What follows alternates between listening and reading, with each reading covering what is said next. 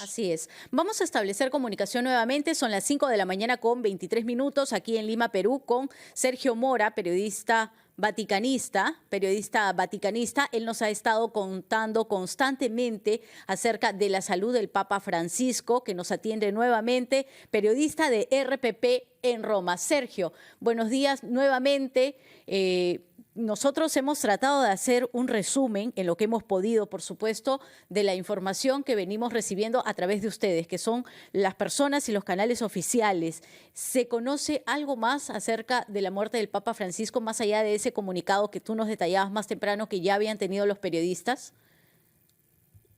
Mira, Matteo Bruni, el portavoz de la sala de prensa del Vaticano, estuvo hace unos minutos aquí en la sala. Yo estoy casi en la puerta de la sala y no ha habido precisaciones particulares. Probablemente a lo largo de la jornada sí las tendremos. Le llegó la noticia como un comunicado en Instagram, que es el canal que usa la sala de prensa de la Santa Sede, pero por algunos minutos no hubo ninguna otra comunicación en otros medios vaticanos, lo cual nos dejó un poco desplazados porque siempre tenemos que verificar las fuentes y sobre todo evitar que pueda haber una fake news de este tamaño. Minutos después el ANSA confirmó, el ANSA que tiene conexión directa seguramente con Matteo Bruni, y de ahí ya los medios del Vaticano publicaron de que en este lunes el Papa Francisco falleció para ir a la casa del Padre. Sergio, ¿cómo está? Muy buenas tardes allá en Roma. A ver, ¿cuál ha sido el impacto en la capital italiana hasta el momento? ¿Cómo nos puede describir el ambiente que hay luego justamente de esta noticia, lo que se está viviendo ahí en la propia Plaza de San Pedro en el Vaticano? Sí, o sea, Roma es una ciudad muy grande. Teóricamente no sucede nada, más allá de lo que... Disculpen, aquí hay una interferencia. No hay problema. No sucede nada más, o sea, no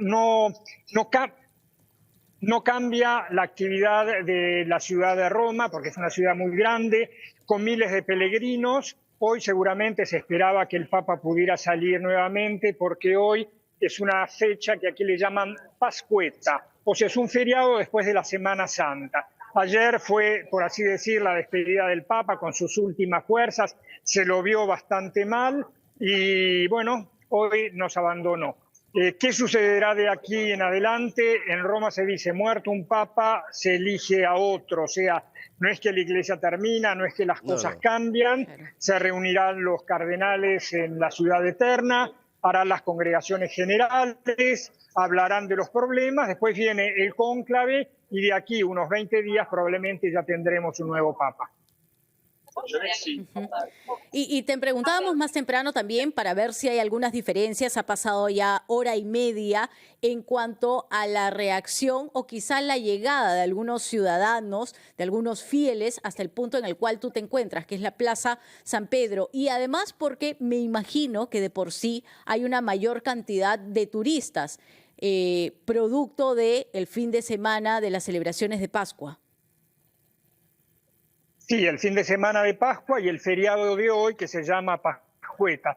Pero es un día de mucho movimiento fundamentalmente turístico. Hay algunas personas que se han acercado a la Plaza de San Pedro, pero no es que hay una diferencia fundamental. Sí sabemos que los funerales van a ser un poco distintos que el de los papas anteriores, así lo quiso Francisco, pidió que su cuerpo no sea puesto en un catafalco, o sea, en una tarima vestido de papa, sino ya con el cajón cerrado cuando se celebre el funeral.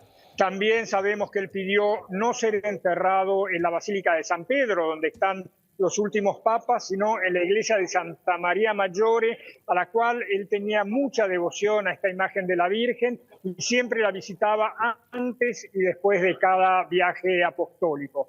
Después, por el resto, serán una serie de hechos que sucederán y hasta la elección de un nuevo papa. Atrás mío, en la Basílica de San Pedro, en el balcón, allí saldrá el nuevo pontífice, que claramente todavía no es el momento de hacer previsiones, sino más bien de recordar el legado que nos ha dejado el primer papa latinoamericano de la historia, Francisco. Es decir, estaríamos, solo para cerrar un poco la idea, Sergio, estaríamos hablando de aproximadamente unos 20 días para tener el inicio del cónclave o quizá ya un papa. Sí, cuando el cónclave inicie serán seguramente 2-3 días. O sea, se acabaron las épocas en las cuales un cónclave duraba 3 meses o un mes. Hubo uno famoso en Viterbo que hasta los fieles, para que se apuraran, le sacaron el techo al lugar donde estaban reunidos y dejaron de mandarle comida para que se decidieran a elegir un papa. Aquí no. En nuestros tiempos, 2-3 días ya elegirán al nuevo papa. De la Capilla Sixtina, donde se reúnen para el cónclave, o sea, la reunión bajo llave de los cardenales, saldrá el humo blanco en el momento en el que quemen los votos y se haya elegido un nuevo papa. O sea, en Roma la muerte de un papa por la ciudadanía de Roma es tomada como un evento importante, pero se dice, muerto un papa, se elige a otro. De hecho, justamente la elección de Francisco, o sea, el cónclave fue máximo 3-4 días, ¿no?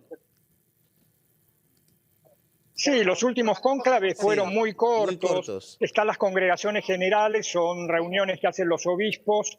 Unos días antes se reúnen, cada uno expone su idea, qué es lo que la Iglesia necesita, qué es lo que no necesita, y eso ya más o menos abre el camino. Después, cuando se reúnen en la Capilla Sixtina, empiezan las votaciones 2-3 veces por día, hasta que finalmente eligen un nuevo pontífice. Sergio, de acuerdo a su experiencia, ¿cómo se recordará al Papa Francisco en el mundo católico? Él ha dejado un legajo muy importante, más allá de las reformas, como por ejemplo la curia romana. Él escribió la Pastor Bonus, en la cual ha cambiado toda la estructura, la ha hecho más simple. Más allá de eso, hay un punto en que él ha predicado, o mejor dos. Uno, que la Iglesia, y esto un poco lo han hecho los últimos papas, no está como un privilegio, sino para servir. Iglesia pobre para los pobres. Pero esto también con el ejemplo. No nos olvidemos que él siempre evitó los vehículos grandes, prefirió las utilitarias, fue a vivir a Santa Marta, no quiso vivir en el Palacio Apostólico. O sea, demuestran que no solo predicaba, sino que vivía lo que predicaba. Y por otro lado, aparte de la sinodalidad, que es algo también muy importante, yo pienso que el punto central es que él dijo no olvidarse que Dios nos perdona siempre, que Dios es Padre, que a veces nosotros nos olvidamos de pedir perdón, pero Dios nos perdona siempre. Yo creo que esa idea de la misericordia es un punto cardenal de este pontificado del Papa Francisco. Por su sencillez, por su dedicación, por su intención de reconciliar a la Iglesia con aquellos sectores que habían estado muy alejados durante muchos años.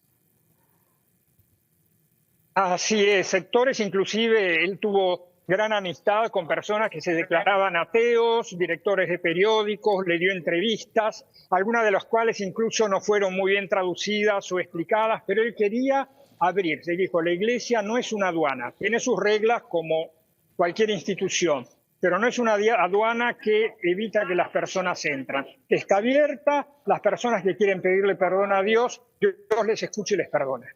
Además, como comentábamos hace unos minutos con Giovanna, Sergio, el Papa tuvo una prolija obra literaria, ¿cierto?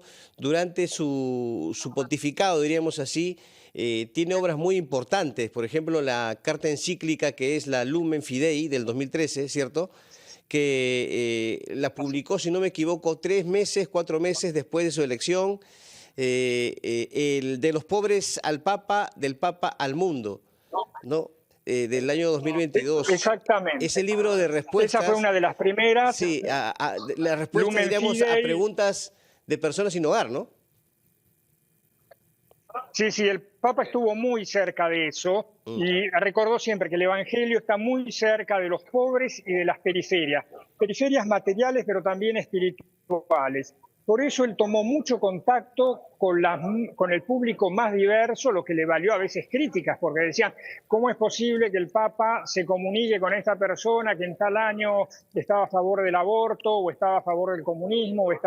El Papa fue muy abierto y quiso escuchar a todos. con la idea de invitar a la conversión, invitar a entrar en la iglesia, no la iglesia como una aduana, pero un lugar para encontrar a Dios.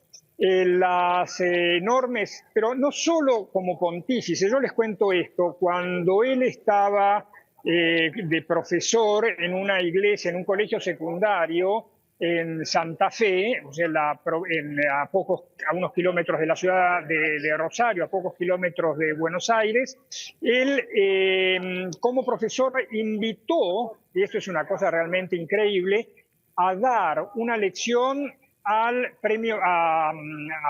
gran escritor argentino Borges, ¿no?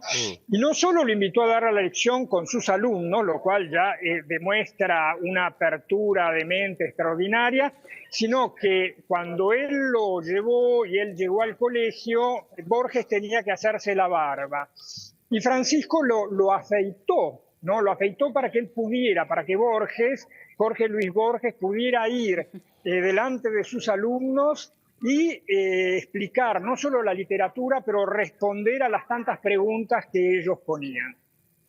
Bueno, hay muchos pasajes, muchas anécdotas que recordar del Papa Francisco. Sergio, muchas gracias por esta comunicación. Sergio Mora, periodista de RPP en Roma. Estamos seguros más adelante nos comunicaremos contigo. Son las 5 de la mañana con 35.